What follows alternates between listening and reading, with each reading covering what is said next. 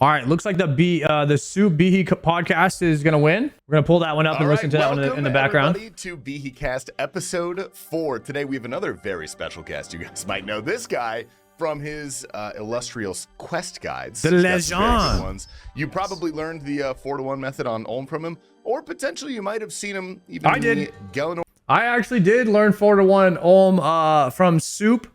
I learned a lot from him, a lot from Sync, and a little bit from No Monkey as well. So I used all three guides, combined the powers of all of them, and still suck at 4-to-1. But yeah.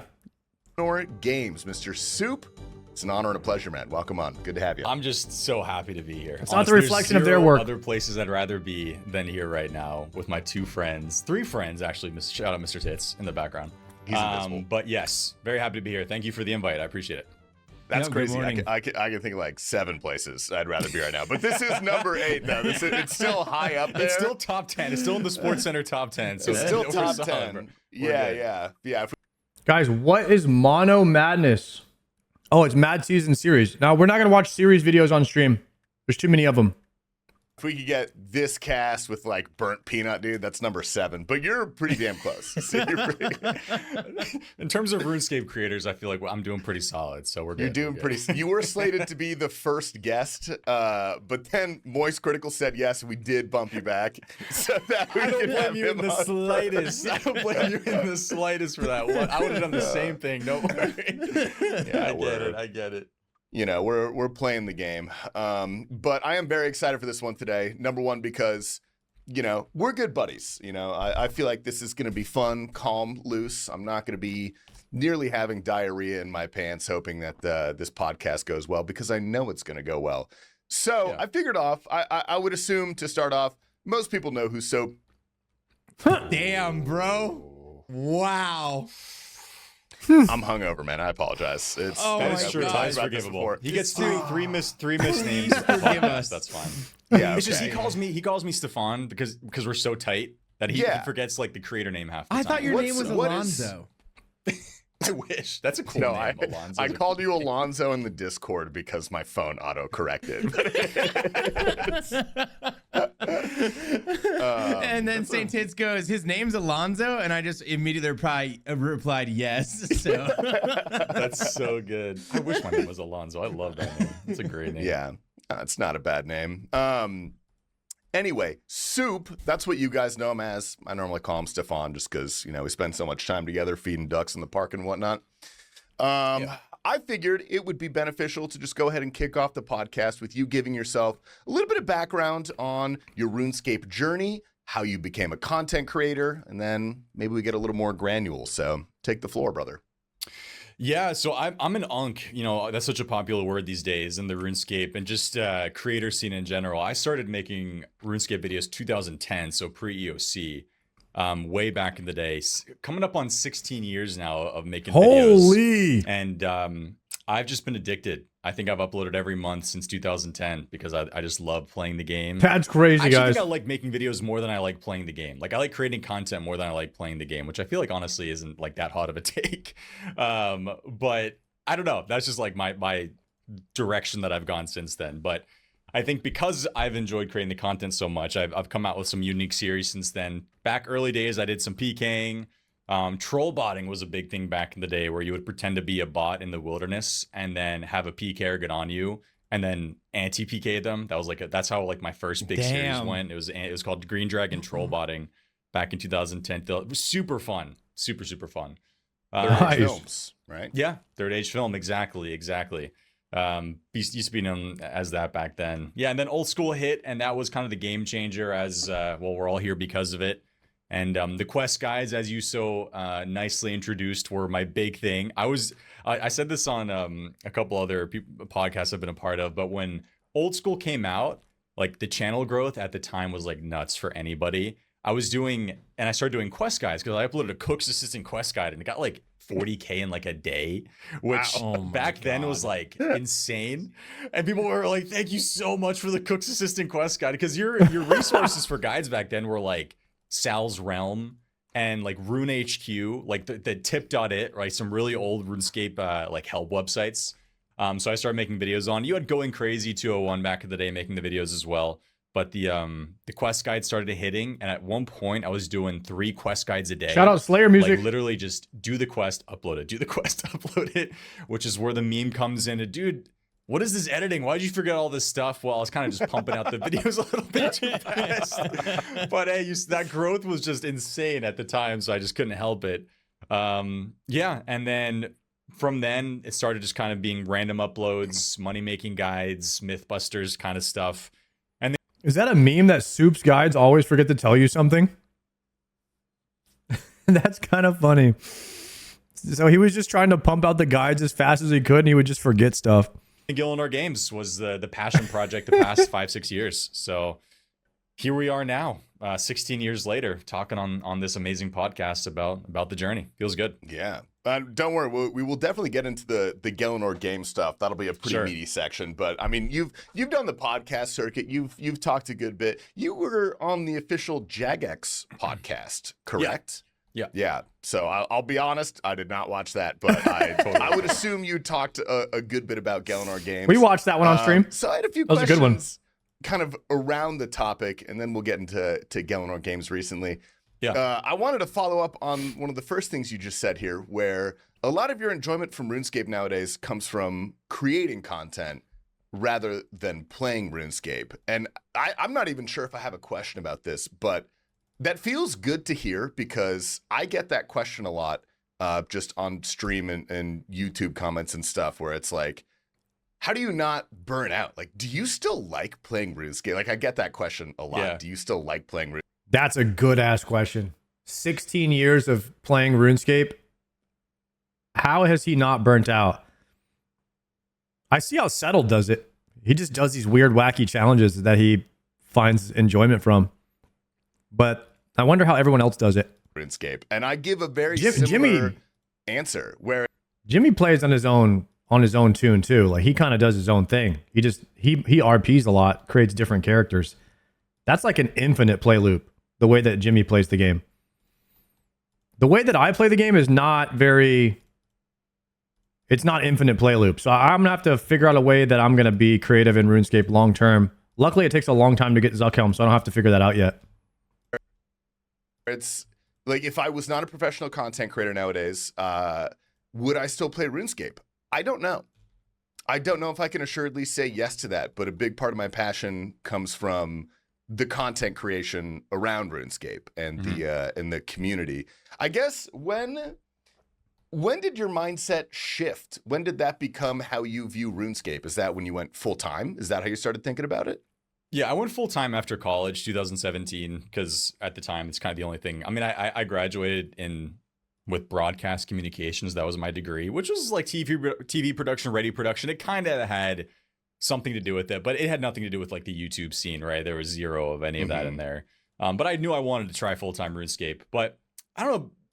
You guys are both way better at the game than I am, like no question. But for me, I've never been like the best at anything on RuneScape. I've never been the best grind. Bro, do you think they teach? Do you think there's any schools that teach YouTube as a course? Like how to make YouTube videos, thumbnails, titles, storytelling. I wonder if they teach that in school at this point. I've never been the best PVMer. I've never been the best PvPer. And it's really hard to stick out if you're not the best at something. Yeah, it is. And trying to create a career out of that makes it even. Guys, how do I even have viewers? Like I'm not good at anything. I'm just bald. Every day I wake up and I'm like, why is anybody watching me? I suck. You know what I mean? Like, what is going on? Hey, I'm grateful though. Make sure you follow the stream. Don't leave. Harder. So I've just approached it since Gielinor Games essentially came out the first season, when I noticed there was people into the idea of watching a RuneScape reality show. And I found myself having more passion for creating that kind of content than actually playing the game. I'm like, I'm just going to be the host. Like, I'm just going to host RuneScape shows. You're the only average OSRS streamer that's like the rest of us. You guys haven't seen a triumphant stream then, huh? and I'll do the editing. The editing can suck, but I am passionate about the editing. I'm passionate about the production. I love Oh, you didn't say below average. Oh, I see. Got you. working with creators. I love being everybody's friend, and I love creating competition and stuff. So I'm just like, if I'm going to be involved in the RuneScape space, I'm going to try to approach it from the host, the kind of like just big project angle, as opposed to being like, hey guys, here's a guide on this, or hey guys, I'm doing 10,000 bandos, Casey, here's the loot kind of stuff, right? Just because I don't have the passion to grind it. I mean, if there's anything that kind of shows that I don't really, I love RuneScape. I have an extreme passion for the game, right? It's just a different kind of passion. I still haven't maxed my account on RuneScape. I've been playing old school since 2000. Why the triumphant hate, guys? It's not hate. It's just the truth. There's a difference, guys. Listen, one thing you can always count on me to do is keep it 100. Okay, we're just keeping a buck over here. That's all. Okay, if you like the truth, you can find it here. Amen. 2013. You know, like I don't have it in me. I don't know what it is. I don't have it in me to grind agility. I can't do it. I'm 89 agility after 13 years of playing the game. I feel like I don't have my guy whatever Soup. that we can bond over our hatred for agility. I don't have. By the way, chat. By the way, some of y'all were hating on my staminas. So you know what I did? 2 hours of agility. Worm course. I now have 50 stamina pots in the bank. Get owned. I just can't do it. So, but obviously that sucks, because if you're a full-time creator on RuneScape, you have to play the game, right? So my way of playing the game is just through things like money making and clue scrolls, which you can do in short bursts, and I think are pretty fun. You have the loot boxes through clue scrolls, which obviously everybody loves, and money making. I always think money making is really fun in general. And Mythbusters, like just kind of fun one-off videos like that, which I think are really fun. So yeah, that's just kind of my approach. I'm curious how you guys feel about that. Are you more you love the creation aspect? I mean, you like the game, but the creation aspect is what keeps you guys going. I'm obsessed you go with first, the game. Papa. I'm obsessed with RuneScape. I play pretty much all day long. I go through spurts where like I don't play for a month. But that's only because Tasty's got me addicted to Counter-Strike, which is just my. Sorry. It's always one addiction at a time, and it's One usually addiction just at a a cycle time. between RuneScape, Tarkov, and Counter-Strike.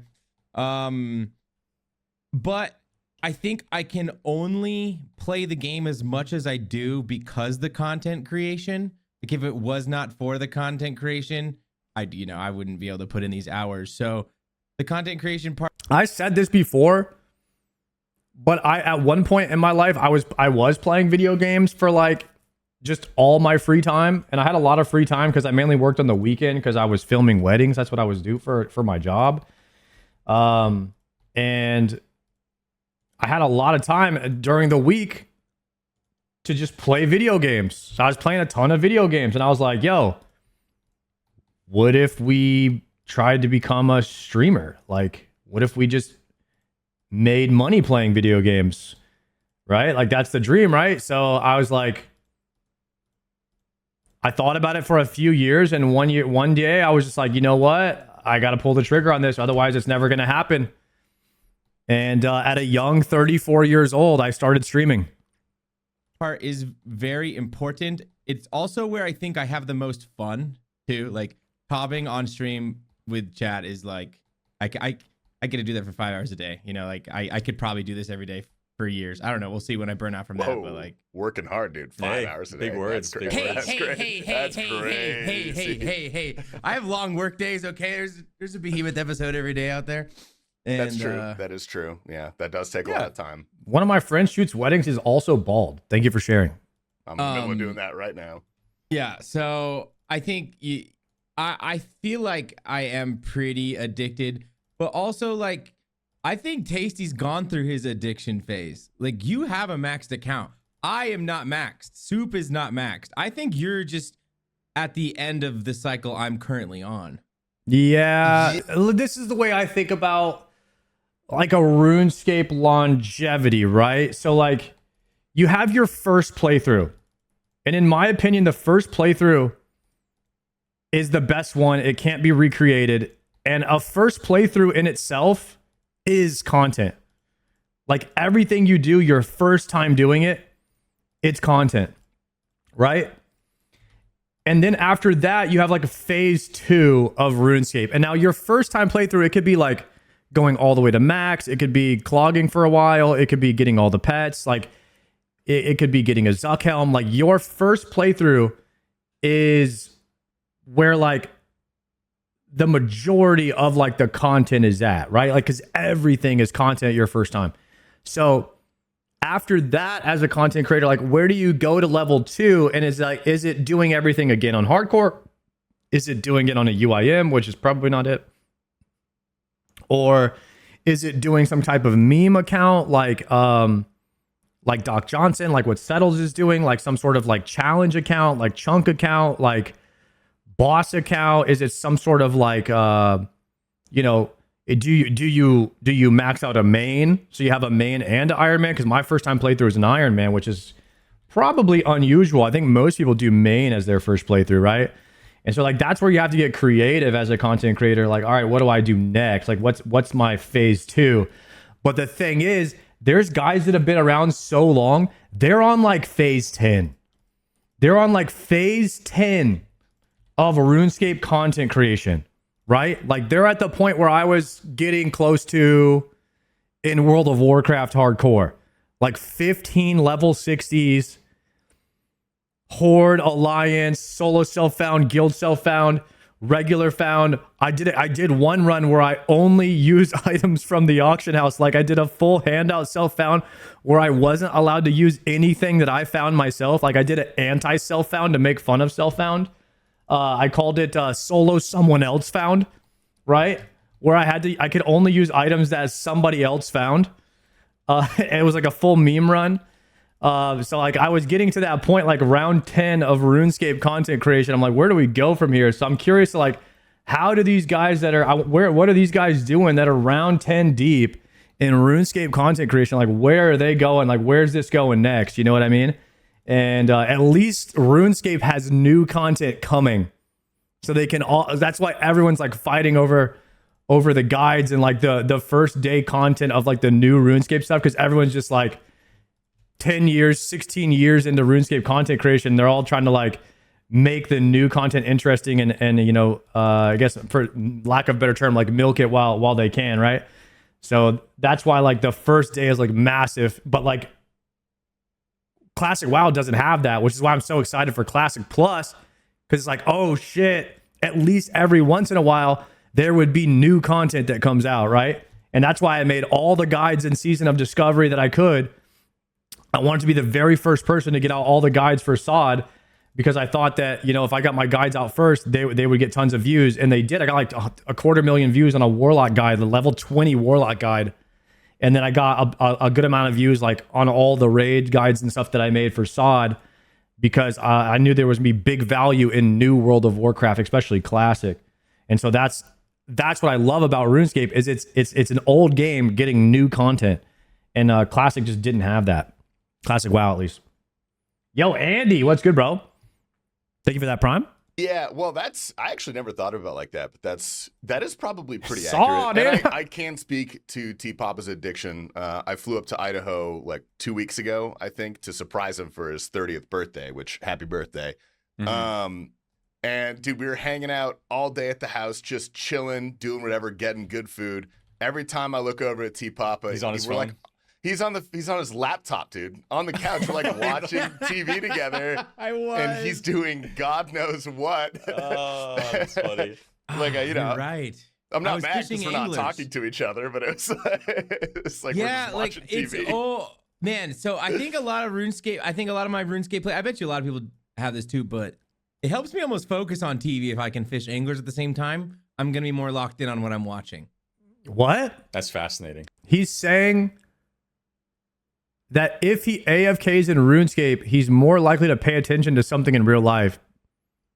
Because if he wasn't AFKing RuneScape, he would be watching it and thinking, damn, I'm losing XP right now. Is that based? Well, if that works for you, man, then that's Yeah. Do you guys don't identify with that at all? Am I just sounding crazy?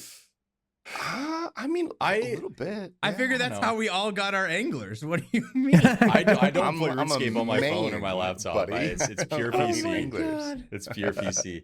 I will say when I had my Ironman, like I did like a hardcore Ironman series for 2 years. That's when I was the most addicted. I feel like Damn, Soup has already done the hardcore Ironman journey as well. He did that for 2 years.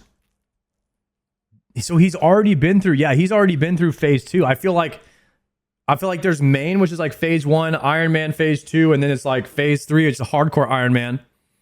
And he's already been through that. And then there's phase 4, which is hardcore group Ironman with content creators. And then you have guys like Foe and Mammal and Curtis and Roydy and you know, they're already on phase 7 or 8 because they're like Farmers version 4. And then you have guys like Alfie that's on like version 20 because he's died so many times. Shout out Alfie. like Ironman mode changes the way you approach and play the game, because I found myself, it was the one time I played on my phone because like I have to do a birdhouse run, I have to do a herb run, like I have to do all this stuff for my account, and I was playing a ton. I didn't hate it, but I think I played more out of necessity that my account had to progress constantly to feed my Ironman stuff. And then when I stopped playing on the Ironman and I was on a main account again, I stopped feeling like I needed to do everything, because you don't need to do herb runs every day on a main if you don't want to, if you're already maxed farming or don't care about money or all that. So that's when I found myself playing the most. I always think about how somebody like Alkin, who's Soup died at DK's on his HCIM because his monitor cut out and couldn't fix it for 1 minute. He must have died before teleport crystals existed then. gained the most XP in RuneScape history, I swear every time I tune into that guy's stream, he's doing a farm run. Like, it doesn't matter the time of day, when I tune in, he's doing a farm run. And I'm like, he's probably done that every day for like 20 years. Like, Yeah, that's just that is crazy. built But different. I've never had that. But there are some people who like that, some people who don't. So it's a I think RuneScape, voice cry. I think RuneScape truly is a phase game. Like, you go through extreme Different addiction phases. periods, you take breaks. But I think that's probably the best way to play. I think. I have need a question. breaks to play all the Yeah. time. So Was your hardcore Ironman and Ironman part, was that when you were streaming? yeah, that's when I tried Okay, full-time that makes streaming for like sense. a year and a half or so. Yeah. That's the thing. Like, you find yourself, if you're streaming an Ironman, you find yourself playing, or a hardcore, you find yourself playing so much because you have to prepare for the next stream. You're going to have to do 3 to 4 hours of chores so that you can have 5 hours of content. So like, Yeah. that's a 9-hour chunk of gameplay just so I can have a 5-hour stream, you know? So that makes a lot of sense. Yeah, no, that's. I think that's a very succinct way to put it. Is RuneScape is very much a game of phases, and you are correct, T-Pop. I've gone through. I mean, I'm not going to even try to quantify them, but many different phases in my RuneScape life, especially before I was a content creator. I remember I picked up old school the very first day, just playing it for fun, and I think I genuinely played, on average, 10 hours a day for 2 years. Like I Damn. Chat, I'm not playing 10 hours a day. Surely, right? We are May, June, July. So we're like, we have 3 months. We have 3 months until July 3rd. So I'm 9 months in right now. 9 months. Guys, what's 9 months? 125 days and 9 months. Somebody do the math. I think like the stuff that I did, I maxed my account in a year and a half. Okay? I maxed my account so fast because That's I logged on. crazy. That's I logged on insane, that bro. first day and I was like, yeah, I think I'll max this account. That's what I'll work towards now. And I just did that for a year and a half. Like, to put it into perspective, I don't think a lot of people would assume this about me based on the 11 content hours a that day. they see me do either on YouTube or stream. I did 3-tick granite for 80 hours to get 9. Guys, I've been playing 11 hours a day. There's no way. There's just no way. 125 days. I've been playing since July 3rd of last year. 125 days played. Damn. Okay, I play a lot. 99 mining. I could never. I'm writing that down, bro. You get away with way too much. I gotta bring this up a lot. That's ridiculous. No, it's okay. You can call me out for wild. it. Like I did do the complete obsessive phase of RuneScape. And I think content creation definitely did alter that a good bit, because I think what I get out of content creation, you were saying earlier, Soup, that like it's hard to get an edge if you're not the best at something. And I would maybe not disagree. I've said this before, guys, but the biggest streamers on the planet are the ones who are the most entertaining and they're the best at the game. It is an infinite cheat code.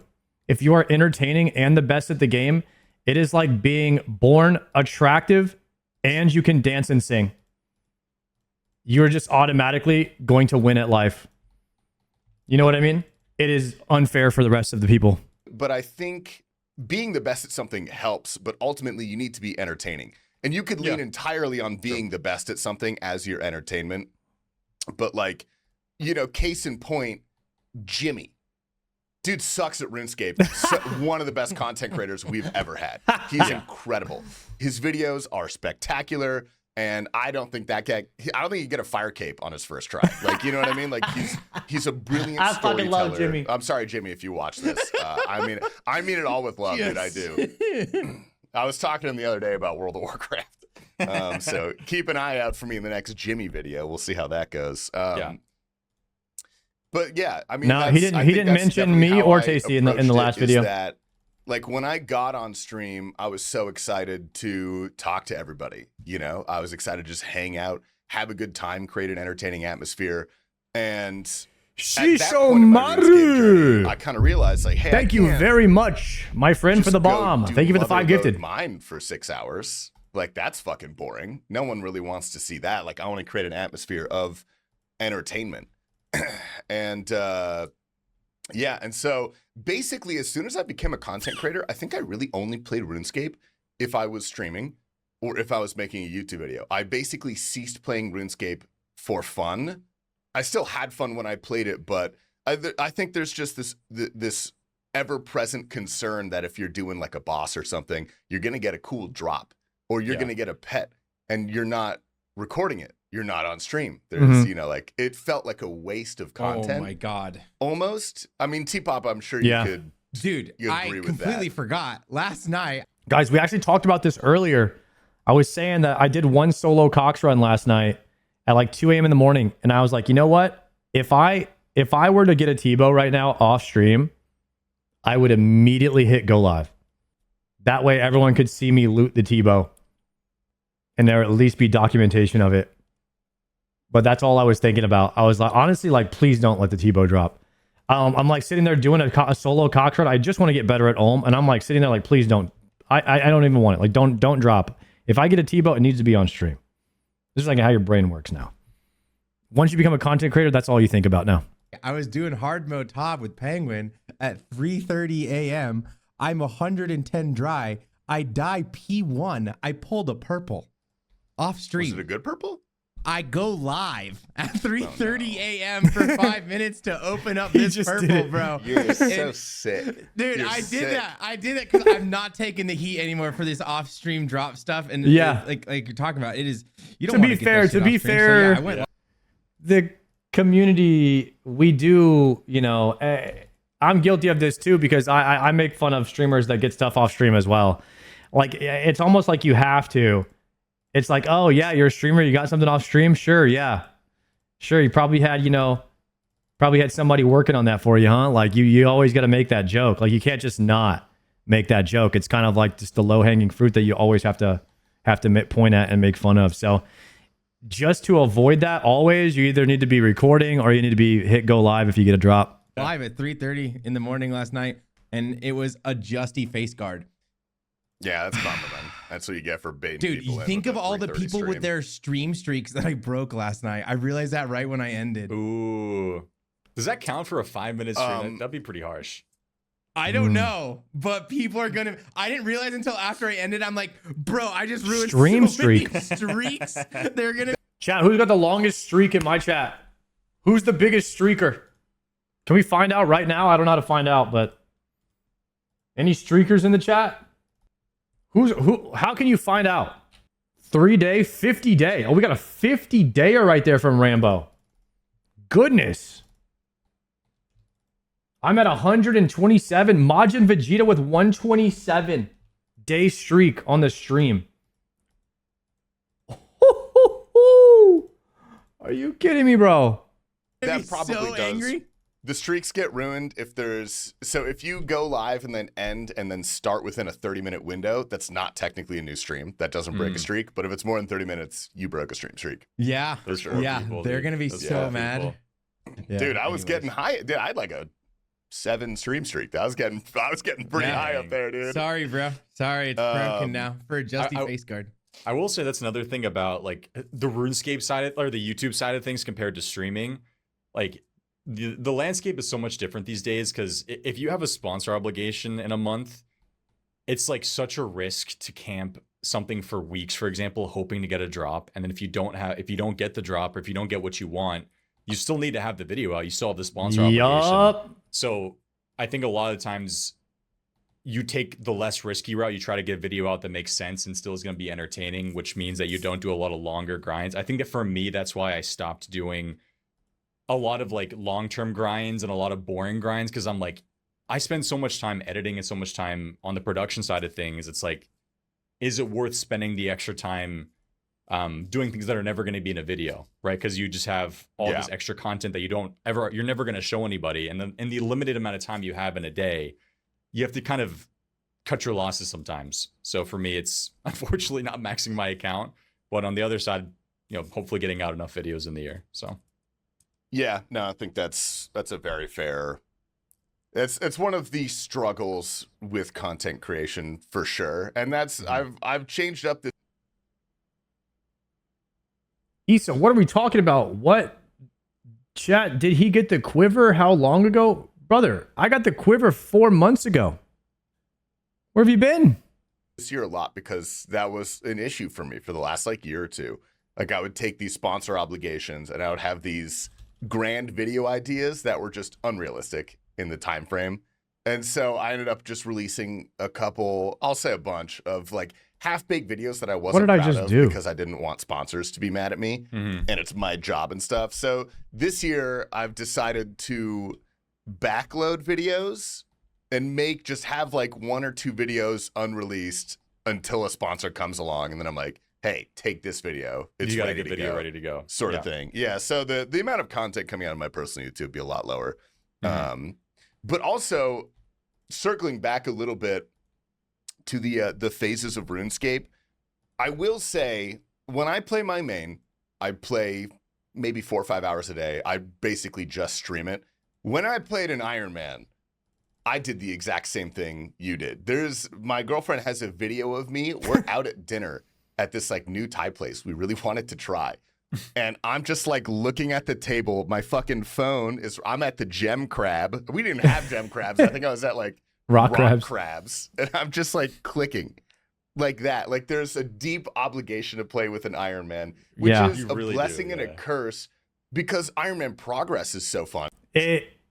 There's so much you need to invest so much time in the game, especially in the early game Ironman, and especially if you're doing any type of content creation or whatever, because like you said, you want to get to the good content so you can make a video about it or whatever. And you need so much time invested in the game to get to the good content. You need to hit the crab for 100 hours. You know what I mean? So you're just hitting the crab. You're I got to get my 100 hours of the crab in, right? And so you're just chipping away 3 hours today, 5 hours today. Oh, I got a day off on Saturday. I'm gonna hit the crab for 16 hours, right? And so you're just hitting the crab, or you're hitting your crabs, right? And so at the start, you know that you got to just hit the crab for those 100 hours so that you can just slam all the content that you want after that, and you don't have to hit the crab anymore.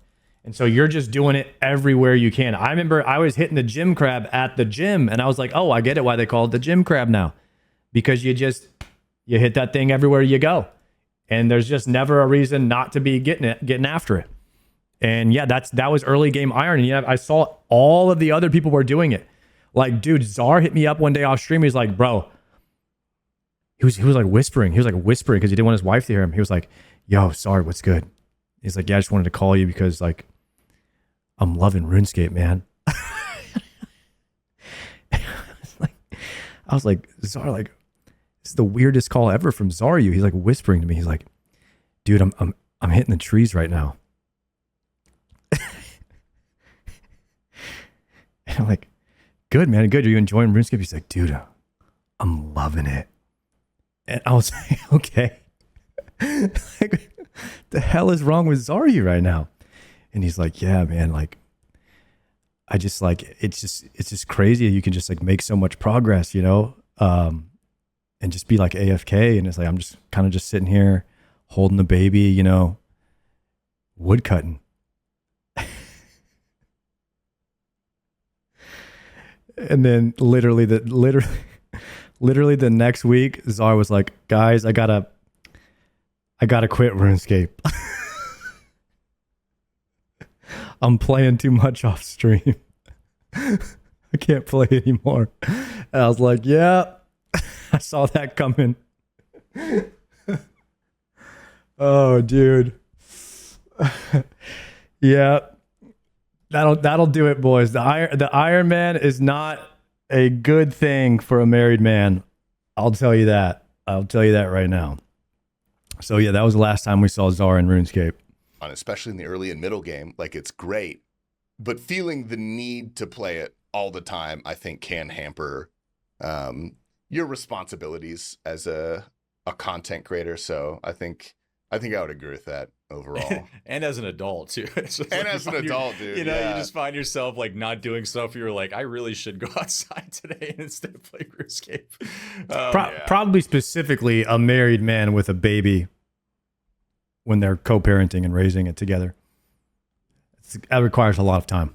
And an Ironman hits that note, but I've never played a group Ironman, and I know for people who have, they're like, there's this kind of inner competition where you don't want to be that guy in the group who's not doing stuff, so you constantly play to try to keep up or be like the good member. Yeah. I've never been a part of that, but I can only assume that's probably a thing as well. Ooh, I never thought about pressure, like peer pressure in the group Ironman, that you're not like carrying your weight, or like people are playing more than you, or like you're supposed to be the guy getting the prayer pots and like, yo, there's no prayer pots in the bank. Like there's 50,000 Karambwans in there, but like, yo, where's the prayer pots at, man? Like that's your job. Which is always funny to me. Me and We've had Tasty some had to try to experience. keep Tika up with taking No all Monkey the and Satan. food. Like they're not human. So Oh, Yeah, you guys aren't winning that, unfortunately. no. Like I played a lot and it did not matter. Sater was twice as far ahead. Like it was. Yeah. So.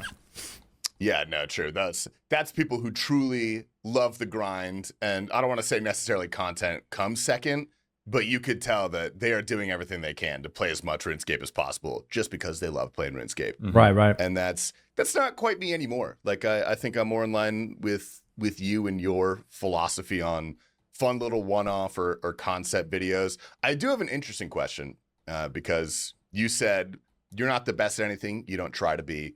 You find your joy in other places. How do you think you would do if you were a contestant on Gielinor Games? I think I would do really well at, well, the stuff where you don't need to necessarily be the best when it comes to like PvM, PvP. I think I would, like, any item spawn challenge, bro, sign me up. Like, sign me up. The amount of item spawn challenges we've done, you know, where is this, where is that? Hide and seek, I think I'd be good at. That kind of game knowledge-y stuff. Just because I think from the process of creating challenges and bannings, I've just gained a lot of knowledge about the game itself. But when it comes to the mechanics and stuff, you know, I've gotten my Infernal Cape, I've gotten my Quiver, like I can handle the basics of PvM, you know, 4-1, you know, no flex like you're saying. But aside from that, you know, I think I would be a mid-tier competitor who would try to sneak their way to a final. I think I would never be seen as S tier. So A final. That's interesting because I think what surprised me the most when I was a contestant on Gielinor Games was like I didn't really feel like I could rely on my skill a lot. Mm-hmm. Number one, because a huge portion of the game is psychology. I mean, it's alliances, it's enemies, it's, you know, secret agreements between players. And then I guess you've never competed, but you probably have a good idea of how high the pressure is. yeah. In those, it doesn't feel like it would be that high because it's just a fun game between friends. Like that's the environment that's been fostered every time I've Dude, appeared Soup in competing in anything Gielinor games, like, that would be it's just sick. good fun, and we're all friends, and there's no beef or anything. But man, when the recording starts, when the challenge starts, it feels like there's like a gun to your head, and you're like, oh fuck. Because okay, you guys all get into a call, and then like you get shoved all these rules down your throat. You can't do this, you can't do this, you have to do this. Here's the challenge, something you've never done before. You have 5 minutes to be like, okay, what should I do? And then boom, time starts, right? It's just like almost zero prep time. So and you're competing against some of the best other creators in the game. So there is, I think there's one thing that you don't really understand until you're a part of it. Truly, I think that's really difficult. I think a fantastic example of that is in the latest season of Gielinor games. That one challenge you had in the Finkenstrain's castle, where you had to attack a bunch of. I'm married with 4-month-old, and I'm playing a ton. Is that bad? I don't think it's bad. I think it depends on if your wife thinks it's bad, because like in a marriage, you should be like you shouldn't be doing anything to like make your significant other mad. Right? You guys should be like working as a team to help each other. If she doesn't mind it, I think it's totally fine. It just depends on that relationship, right? Different people with different weapon styles. Like when you're watching that, like I sat there, even me who like is aware of the pressure in these situations, I sat there and I was like, I would be first place. Like this is the easiest thing I've ever seen in my life. And then you watch like a fantastic player like Odablock just completely bumble it. Like he's one of the best players in the game, and he doesn't really crack under pressure. Like you don't see that in PvP competitions. But like it's you just forgot something as simple as forgetting and you're out. Like that's just one mistake. Is the pressure? It's crazy, and you're going against like somebody like No Monkey who was doing door ladder. He was doing the Michael Raxon around those things, as he would say. Like I got all my magic logs from the wilderness, Hippo. It's so high pressure. It really is. So, and that's what makes it entertaining, but also makes it really hard to win. So, Voidwaker grind. Do you think if you were on Gielinor games, you'd be conniving? Are you the solo mission type? Are you the Bodhi type? Are you the I don't know. Those are two sides of the spectrum. I think I would try to play the Sea Engineer card of I love you all and you all love me and I'm terrible. So if you get me to a final, you're going to beat me in a final, right? So I'll have your back. I'll do what I need to do to get there with you. And then you can beat me in the final. All right. That's all. And then somehow try to win the final. But I think it depends. Sometimes I also think it depends on how you start a season. That's the route I would go to. Be like, look, I'm not a threat. At the very beginning of a season, let's get the big guys out. Like really strong, and you start having more power, and you can start saying things like, "I'm winning all these challenges.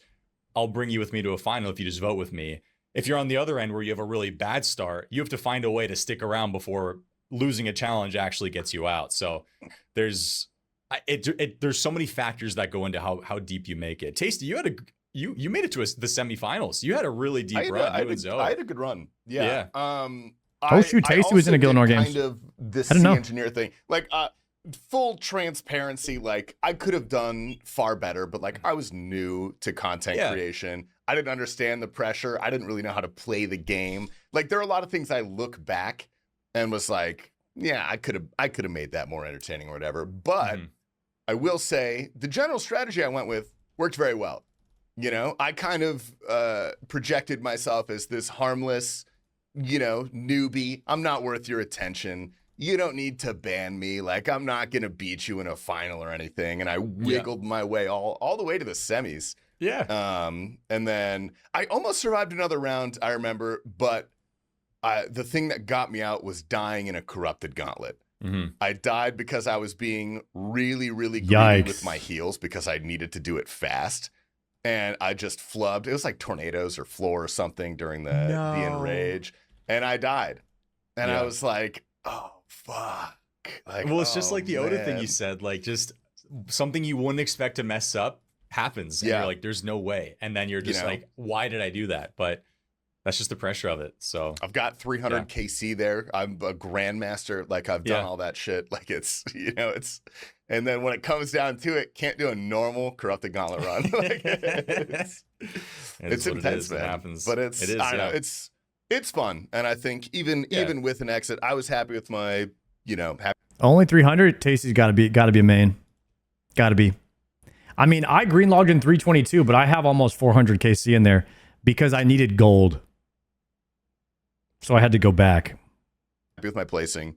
And a lot of gratitude, which is what I really enjoyed about all the competitors. So that everyone there is just happy to be there. Bit of a salacious question, and you do have to answer this. Okay. You can't defer. Who's the worst person you've ever worked with on Gielinor games? Oh God, that is why. And why is it Rakesy, dude? Listen, I'm not going to say Rakesy because I do like Rakesy, but I will say in season 1, that was the most stress I've been in when it came to a filming session because he didn't show up the day of filming. I'm about to say, it's probably just the content creator that's least likely to show up or show up on time. Like, that'd be a miserable, because then if one guy doesn't show up, you got to reschedule everybody. And scheduling's the worst part. He was practicing a Christmas roast. Like, Bodhi says it like once every stream, but essentially I believe he was preparing how to prepare his Christmas dinner. And that's what he ended up not showing up that day for. Luckily we found a sub last minute, so I was able to fill in. But I think that remains the most iconic, like, difficult day we've had since then. So that is my favorite story. I truly in classic me fashion, I have to say, I truly can never be really that mad at anybody because everybody's doing it in their free time. Like, everybody's doing it. I'm not paying anybody like money to be there. So whenever we agree on a time, people are taking time out of their day. So I'm never going to be like, how dare you? You know, like, what is wrong with you? It's more just like the last second, like, I can't make it, where I'm like, oh God, okay, like, this is where things get a little bit crazy. But yeah, I think that's what I want to dive into a little bit. So when I'm watching this, you know, just even organizing a podcast with one other person can be difficult sometimes. You were very easy. We're not talking about you. Yeah, we're not talking about you or any. I'm just saying, yeah. We're on episode 4 of this, but we've done podcasts in the past. Organizing people is very difficult. Can you walk me through the logistics of the first episode with 20 people? Like, what is that? What does getting that first episode with everyone there look like? Like, how do you do it? It's a lot of moving parts. It's essentially, I had Allie this season, who was my co-producer. She was in charge of the scheduling this year, but I did the scheduling the first 4 seasons. And it's essentially asking people before they're even a part of the season, like, how do your next like 6 months look?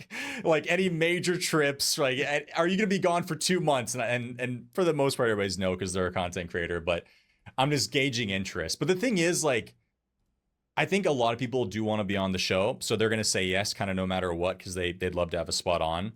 So then when I confirm the cast, it's okay. We're gonna plan these next 2 weeks in ahead. What days work for you? What days don't? So we send out a schedule for the next 2 weeks, and I'm like, tell me the days that do work and the days that don't work. Like, yes or no, yes or no. And then my hope is that all the responses we get lead to just like one day where everybody happens to be free. But then we have to figure out the time of day, because certain times of days don't work for people either. So then we have to be like, okay, how does 1 p.m. Eastern sound 2 p.m.? And then I try to like go, how about 2:30, 1:30? So it's a lot of hoping and praying that times just happen to align. Thankfully, again, people are very open to moving. And then there's just never any time that works for Australia. It's also a big reason why you also have to remember that. Season 3 filming, Tasty, you were part of, like, you remember we did like 1 hour challenges.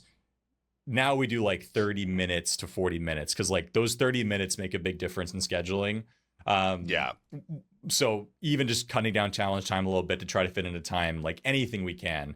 But yeah, that first day for season 5, I'll give an example. We locked in the cast, all 20 people, and we sent out the schedule for the entire month, and we didn't have a single day free. Like 1 month of not a single day working for anybody. And I'm like, this isn't going to work. So I literally sent out emails to like a couple people who couldn't make the days. And I'm like, hey, if we can't make these days work, like, I think we're going to have to like cut you, unfortunately, like, and replace you. And then a couple days opened up. Hold up. Discord. Yeah, Discord. I was like, are you sending a legal threat, dude? But we essentially, like, I just, as nice as possible, was like, hey, like, I hate to do this, but we have to start filming for like obligation purposes, sponsors, like private worlds and all that. And I think that was like, hey, I can make it work. Some people ended up being able to make it work. A couple people did end up getting replaced, I think. Just give them the ultimatum. But Yeah, it's just a lot of like hoping and praying. Essentially, that really is what it boils down to.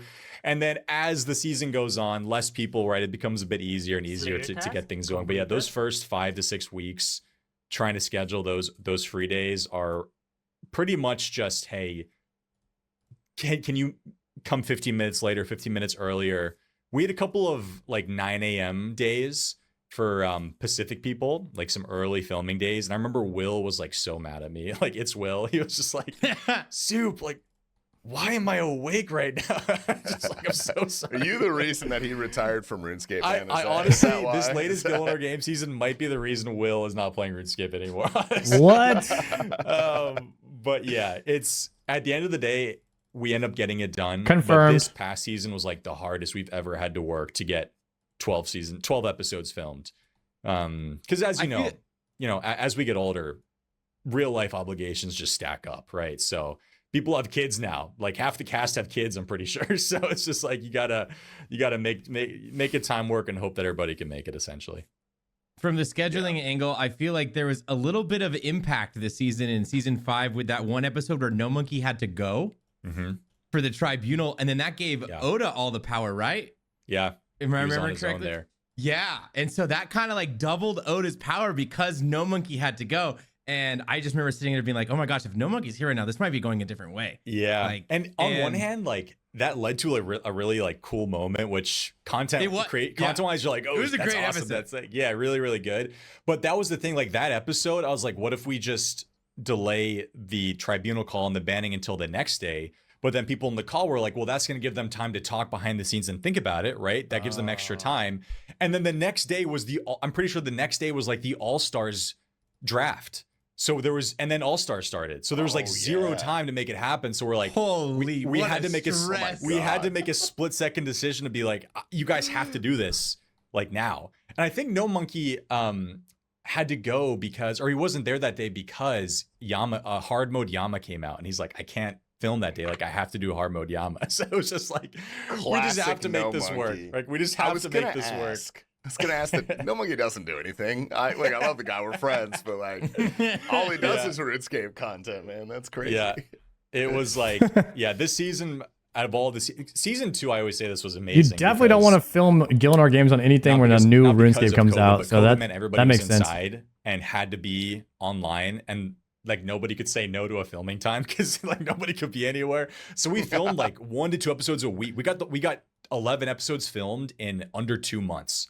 Like insane schedule. And to put in perspective, the season 5 was 12 episodes in 7 months. So like that was my next question. Yeah. It was, I wanted to know how much they brand. I imagine, like you said, the first episodes have to have big gaps, and then it gets a little, does it start to waterfall after that? Yeah. I think we filmed twice a month for like the first half of the season, I think was probably the average. And then when there was like 8 people left, we got like an episode or 2 a week, I think was essentially what we did. And that was a lot of me begging people to make a time work. And my thing at the end of message was always like, if we get this done, you don't have to worry about it anymore, bro. Like, don't worry. Like, this is the last time I'll message you. And then then we did it the next week too anyway. So because we just want to try to get a day in no matter what. So, but I think once like honestly, finishing a season after getting all the scheduling done is almost more rewarding than like releasing the final episode on YouTube, like editing wise, because the scheduling truly is that difficult. Like honestly, the editing is hard, but that's more on you. Like the scheduling is more, as you guys probably understand with podcasts, like that's just so many outside factors that you just have to hope don't affect it. And just the stress level is way higher. Yeah, last week when we had Moist Critical on Discord went down half an hour before.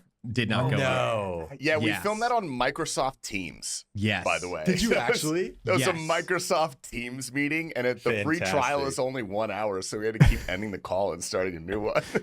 No way. It was hilarious. a What a disaster. No way. Shout out Teams. Oh my gosh. Yeah, shout out, man. It worked. So Everything came together, but like that's just one of the things you couldn't plan for. We were going to meet the 3 of us before to talk to Critical to go over some notes, and Discord completely down.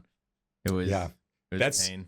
I got one more example for you. We did the World of Warcraft RuneScape creator collab with Jagex back in last August, And we had a day set, August 20th, I think, was when we were going to do it. This was 20 people, like, and these were wild, like Soda Poppin was a part of it, like people who you want to like make sure are going to be there for it. Some big guys in there. And that's the day that the RuneScape servers had the biggest DDoS attack of all time. Like last year, back when like Pirate Software like joined for the day, and then all these DDoS attacks started happening. It was the one day we had to reschedule. And I'm like, dude, like, what is the timing? Like, why does this have to happen? We had to reschedule us almost that. a month and a half to reschedule. Like, that's how long it took to get it back together. Thanks, Pirate Software. Yeah, that's what everybody was saying in the call, which is really funny. But yeah, that was, again, dude, scheduling, bro, brutal. I don't know if you watched any of the Critical Cast. However, we did throw you a bit of a bone. I did see that, yeah. All I'm saying is that if there's any sort of Gielinor games coming up in the future, Critical could be a part of it. And also, you do have to include me and T-Papa because we set that up for you. I think. But, I uploaded a video recently talking about like the future of GG, and I think I watched the whole that. thing. Yeah, we both watched the whole thing. Thank you guys. We were going to ask questions about it. Yeah, perfect. Well, we can maybe talk about it later. I want the IRL I have GG. a lot of plans for the GG multiverse. 1 week in a house. And stuff that's less stressful to film than an like entire 8 season. content creators. That still lets me get as many people involved as possible. And IRL still have challenges. It be as fun as possible. Because it's like, I think Critical would... You fly an EVscape for the Venezuelan challenge. If nobody can eat unless they make enough gold in RuneScape for the day.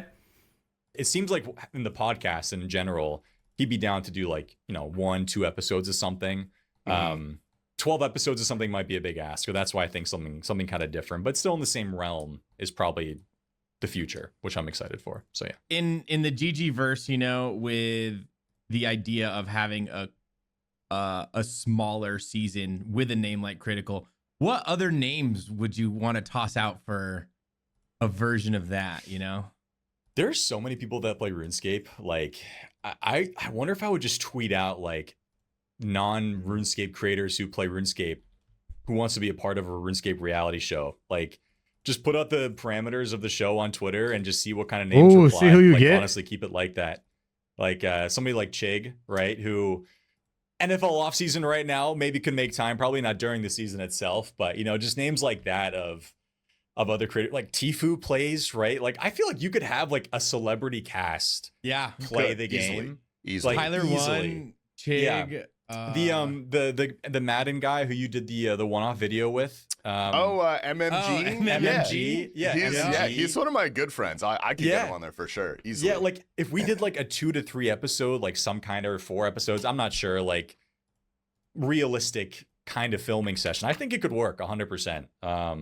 And I think more and more like that would be sick. I know Baby No Money has played before. Like Chris, the guy I call Crispy has played before. Like imagine all these guys agreeing to be on and just it's you guys know what it's Bro, like. you could in get your head, Ice like, Poseidon and Raj Patel, right? And then actually making it happen logistics wise is a different story. But I feel like there'd be zero issues coming up with like a celebrity X OSRs creator, like kind of like we did with the WoW thing, but with a celebrity edition. I think it could definitely happen for sure. Like no doubt. Yeah, I think that'd be worth looking into, at least in the long term. Alan Walker, yeah, no question. George Bush. So when thinking about the challenges that you have done in Gielinor games, has there been a challenge that was too grandiose that you've had to you didn't do it, or you're still workshopping, or is there some challenge that's in your head that's just like, man, I want to do this, but I can't because of this reason, or you hit a brick wall, or yeah, there's like so many challenges where I wish I could just adjust people's stats on my end, right? Just be like, hey, you guys have 1 agility, go run through the underground pass or something, right? Stuff like that. That's or so sick. Or just like spawning a Jad. One of the ideas I really wanted to do was a 1v1 PvP fight or like a 3v3 or something, and Jads are attacking everybody. So you have to focus on Jad attacks and the other attacks. We kind of did it on this past season, like the boss slayer PvP challenge we did, where you have to pay attention to the boss attacks and the other attacks. I thought that was really, really good. But something like a boss attacking you, but that requires dev time from Jagex, where they need to, actually code things to happen, which for the sporadic scheduling we have for GG, it's just not feasible. Dude, that would be a pretty good series where you put 2 people in the Inferno and you get points for how much damage you deal to the NPCs, but you also get points. You also win if you kill the other person. And then like you get to see the strategy in a PvP versus PvM style tournament, because you can't get 2 people in an Inferno. If Jagex would have to drop you guys in there. That would be kind of crazy. To be like, Jagex, we're doing this on this day, because we sometimes find out days before, you know, when we're filming. But then also 1v1 things at like home? challenges that it would be really cool to do like an 8-hour endurance challenge one day. You know, just like, I don't know, just like you guys have 8 hours to build up an account, or 8 hours to get as many boss kills as possible, or 8 hours to do like this, you know, the boss ladder challenge that's popping off recently that Settle did. Start from the kill the easiest boss and try to kill as many bosses in 8 hours as possible doing the ladder challenge, right? That would be awesome. And I think maybe for a one-off it could work. Just the limitations of the scheduling and having everybody there for that time frame just isn't possible. But I think if I had to say one thing, it'd be one of those endurance challenges where you have to do something for like 8 hours. Like that, I feel like mentally is another way to challenge somebody, where you don't necessarily have to be the best at something, but do you have the mental to like do agility for 8 hours or something, you know, just like pray flick for 8 hours, you know, that I think that'd be really interesting. Do not invite me to that season, please. You never know, bro. You never know. I've watched a lot of Survivor in the last year, and obviously Gielinor Games is a little Survivor inspired. Sure, right? sure. And yeah, that's the case when you get down to the end of the season. Usually that finale is an endurance thing. Yeah. And I think you had that a little bit in the Jad episode, the triple Jads. That was right. Did they have 5 prayer points? They had like the prayer flipping thing, or they had 5 or 3, one of the two. Yeah, I think it was 5. I think it was 5. Yeah, 5 prayer points. Like that 5 minutes of doing that is insane, and I think No Monkey did it right. I don't think he got like 440. Like he was very close. Yeah. But yeah, I like challenges like that. But it's the one thing that kind of sucks is some people just like are automatically eliminated. Like Gnome is just too good. That happens. Like you kind of know. And they will admit that themselves on the challenge. Like SkillSpec said it himself, like Soup, like this is the worst challenge you could have done. Like, like people just said, I didn't put this in the episode because I didn't want to spoil it, but there was like almost all the confessionals were like, oh, you just gave No Monkey the win for the first challenge.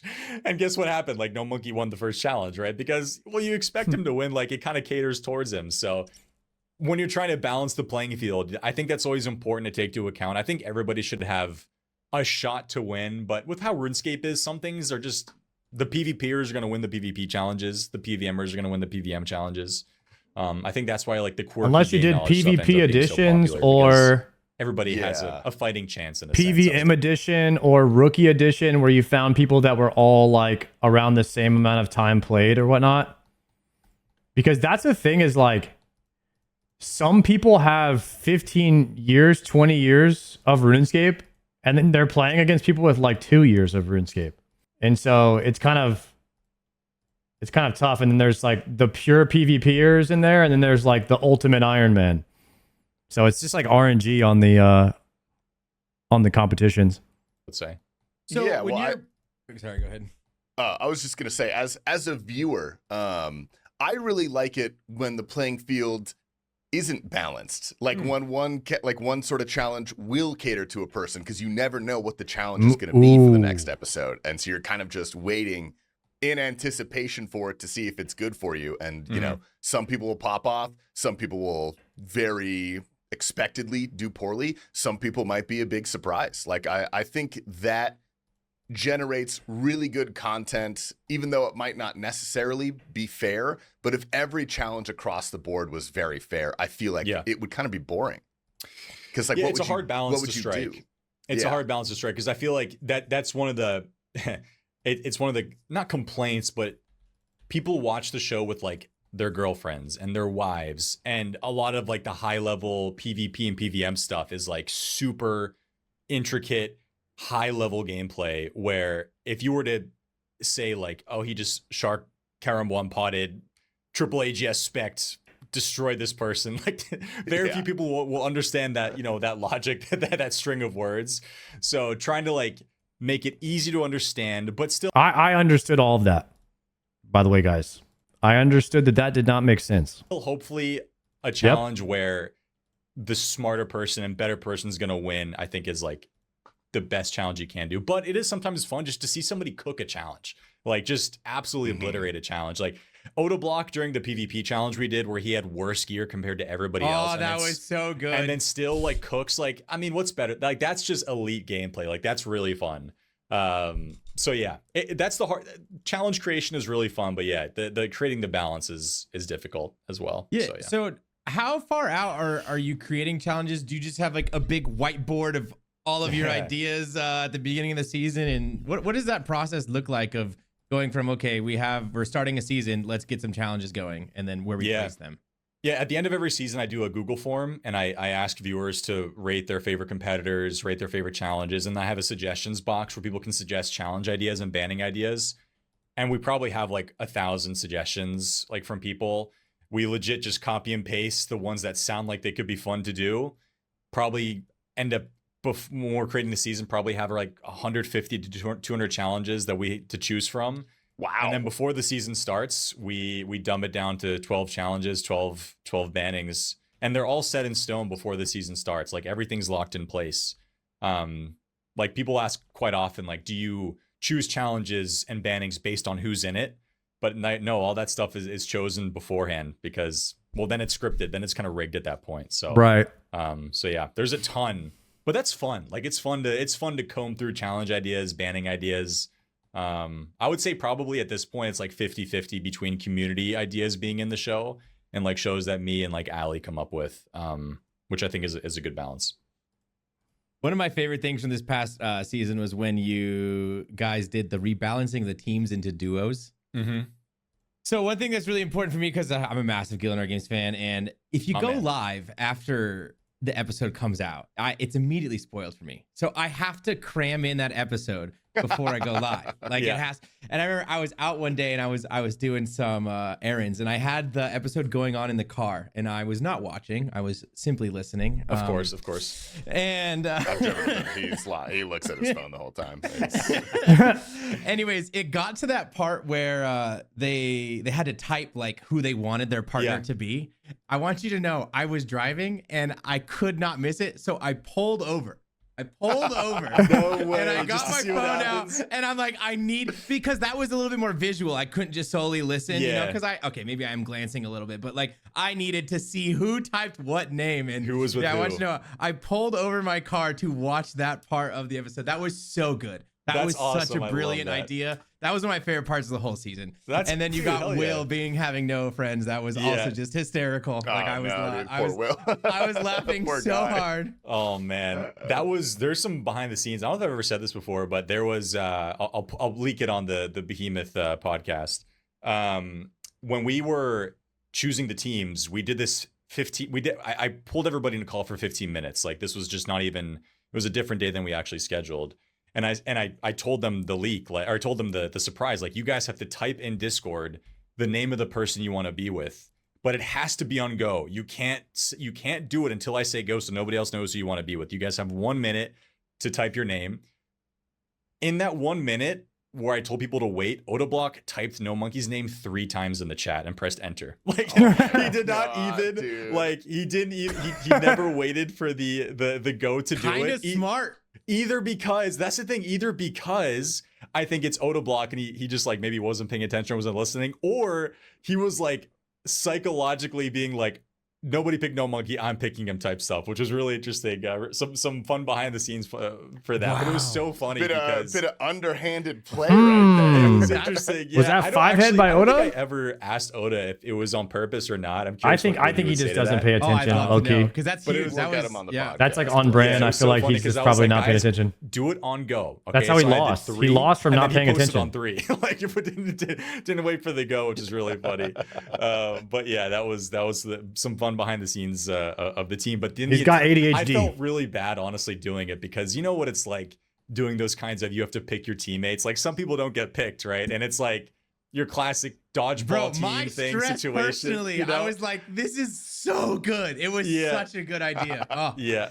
It was it was. And then Will was like, I remember Will was so pissed. Like Will was freaking Yeah. out. He's like, "What is going on? Like, what is going on?" Like it was a heated 15 minutes. But yeah, the teams that came out of it ended up being really entertaining. So it was a good twist. I appreciate the kind words and way to be responsible and pull over for that. Honestly, I had good. to. Very good. I had to. It was so good.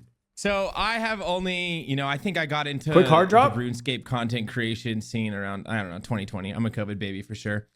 And before COVID, you hopped into a Jagex Discord call and said some very interesting things on the Jagex official live stream.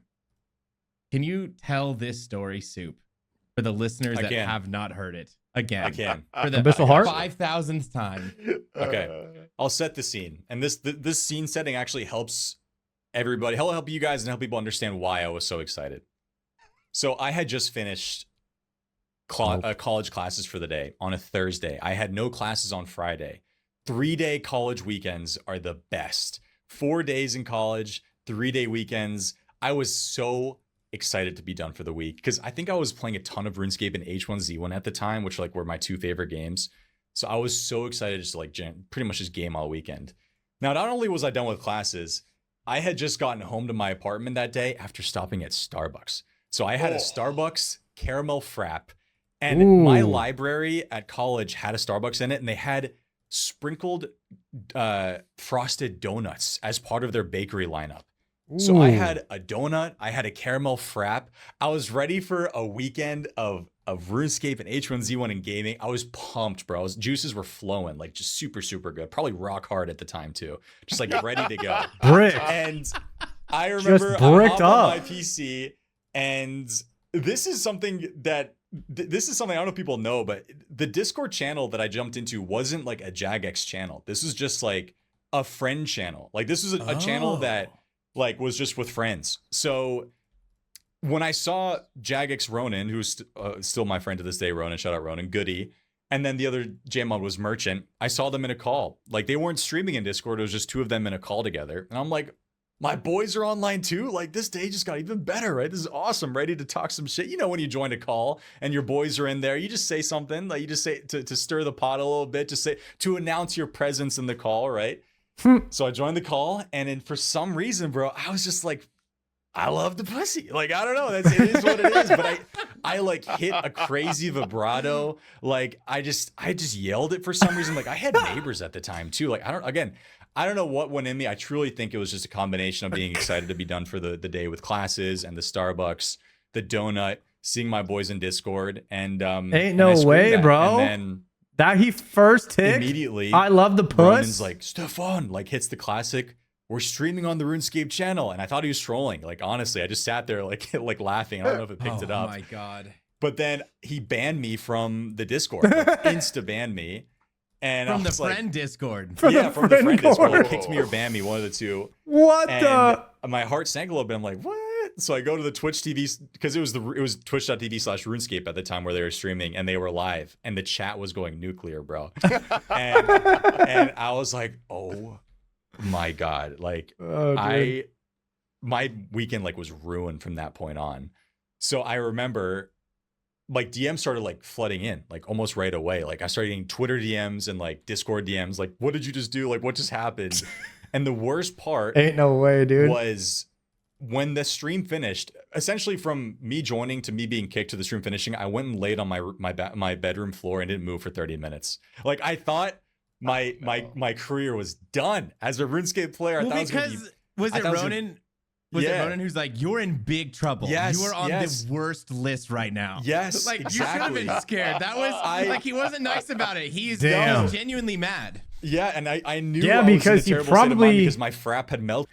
Okay, so you're definitely assuming at that point that like he's watching the stream and purposely came in there to do that for attention.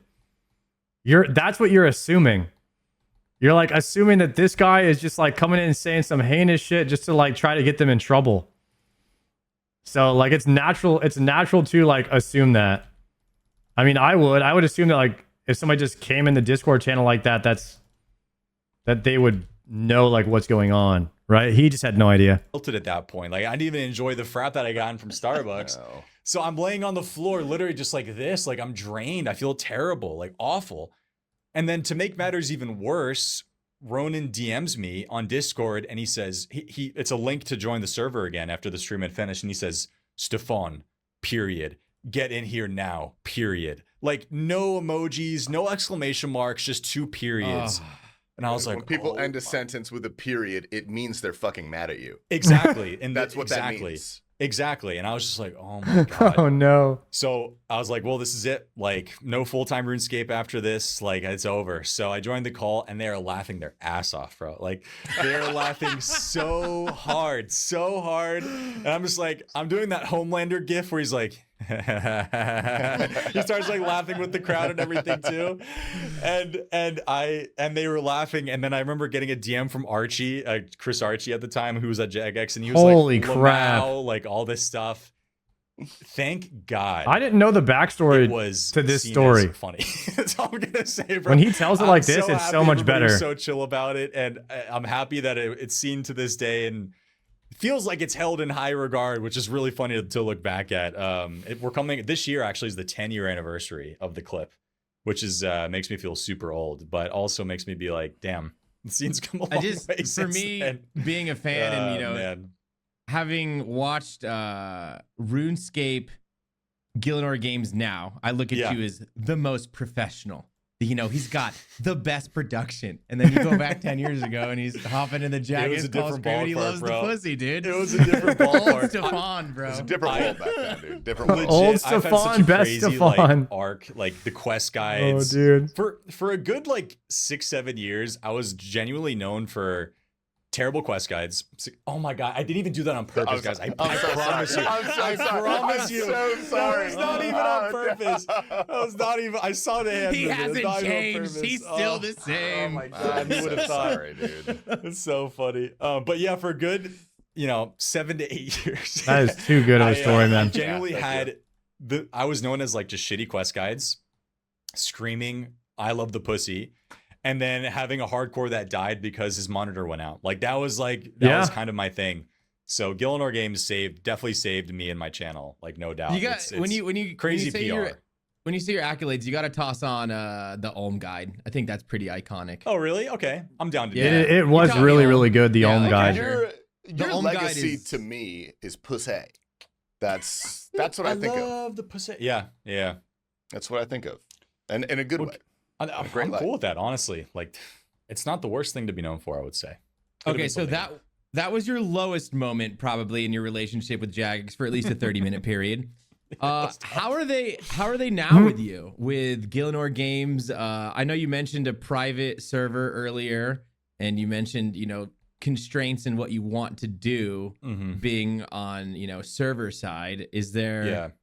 What's that relationship look like when you're trying to plan something?